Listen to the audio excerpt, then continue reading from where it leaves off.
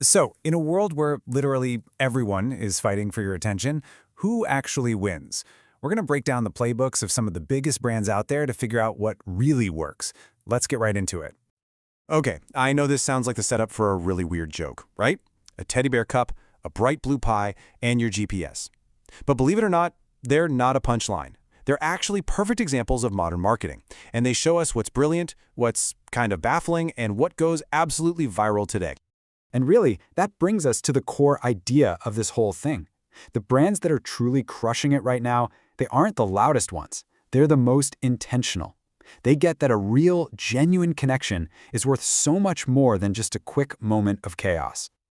I mean, let's be real, we're all living in the middle of this non-stop attention war. Every single notification, every ad, every new product drop, it's a battle for just a few seconds of our time. But the real winners, they're not just grabbing eyeballs.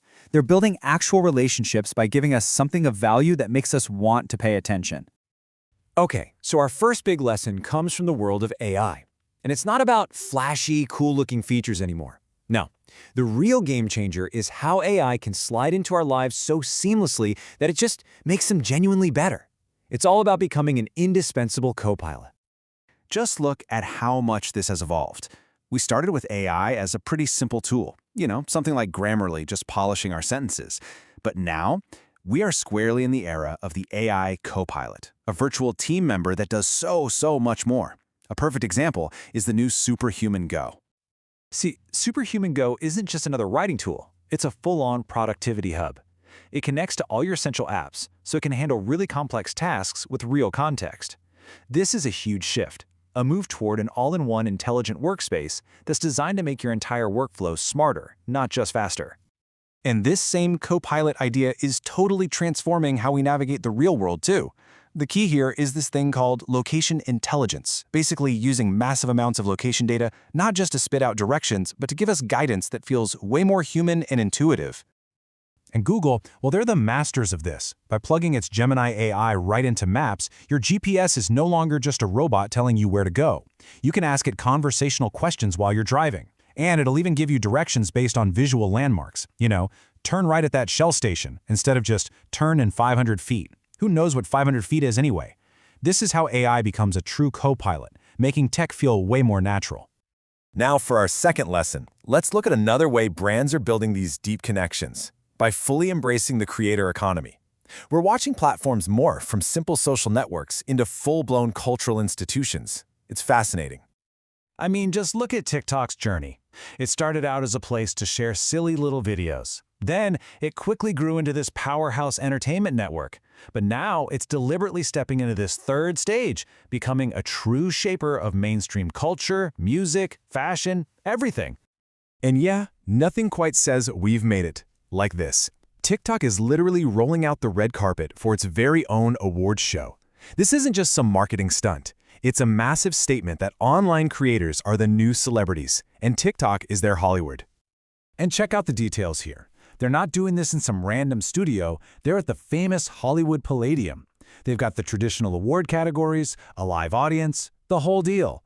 TikTok is giving its creators the exact same treatment as movie stars, which legitimizes the entire creator economy and proves that a brand you build online can earn you a real-world shiny trophy. Okay, for our third lesson, let's talk about the hype machine, because limited edition product drops, they can be absolute genius or they can be a total PR disaster. There is such a fine line between creating viral excitement and just widespread frustration. So let's look at two totally different approaches.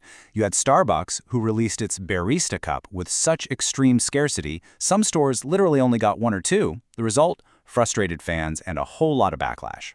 And then you have Taco Bell's Baja Blast Pie, a completely wild idea, yeah, but it tapped into novelty and nostalgia and created massive viral buzz and huge sales. So the crucial takeaway here is this: creating buzz is only half the battle. Sure, Starbucks created excitement, but they totally failed to deliver, and that hurt their credibility.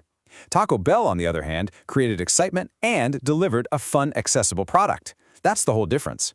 Hype might get people in the door, but trust is what makes them stay. Taco Bell's genius was all in the remix. They took a flavor that people are obsessed with, Baja Blast, and put it in a completely unexpected format, a pie. It was weird, it was new, and it was super shareable. That's what got everyone talking. It wasn't about making something impossible to get. It was about making something impossible to ignore. So after all that, what's the big takeaway here? We're kind of living in what you could call an authenticity paradox. You've got brands using incredibly sophisticated AI to automate and scale up, while at the exact same time, they're trying to build more human, authentic connections through creators and fun experiences. It's a really tricky balancing act. It really boils down to these three keys to winning that attention war. First, technology, like AI, has to provide genuine integrated value. It has to actually help. Second, creator culture is not a fad. The power of personal brands is very, very real. And third, if you're going to build hype, you absolutely have to deliver on your promise. You have to maintain that trust. And all of this leaves us with a pretty big question for the future. As AI gets better and better at sounding human, and as marketing gets smarter at manufacturing these moments that feel authentic, that line between what's real and what's not is just going to get blurrier. So the real question is, how will we tell the difference?